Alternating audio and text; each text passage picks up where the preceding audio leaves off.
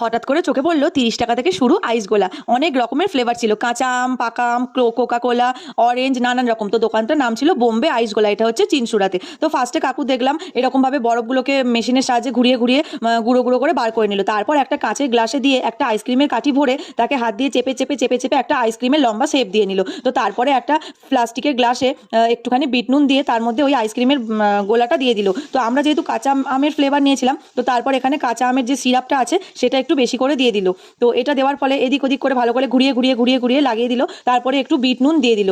তো বিট নুনটাও ভালো করে লাগিয়ে দেওয়ার পরে আর একবার সেকেন্ড রাউন্ডে ম্যাঙ্গো গোলাটা দিয়ে দিল। তারপরে আবারও ভালো করে দিয়ে এটাকে পুরো একদম গ্রিন কালার করে দিল। দিয়ে আর একবার এরকম করে ডুবিয়ে ডুবিয়ে আমাদের হাতে ধরে দিল 30 টাকার আইসগোলা। এটা অনেক দিন পর খাচ্ছি। তোমাদের কার কার ভালো লাগে সেটা কিন্তু অবশ্যই জানিও, আর তোমরা কার কার খেয়েছো সেটাও জানিও। তো মিমির তো খুবই ভালো লেগেছে, আমারও খুবই ভালো হয়েছে। পুরো পিওর কাঁচা আমের ফ্লেভারই পাচ্ছিলাম। আর কোকা কোলাটাও ভালো ছিল খুবই, ওটা খেলে একটু হজম হয় এরকম টাইপের। তো চলো, ভিডিওটা ভালো লাগলে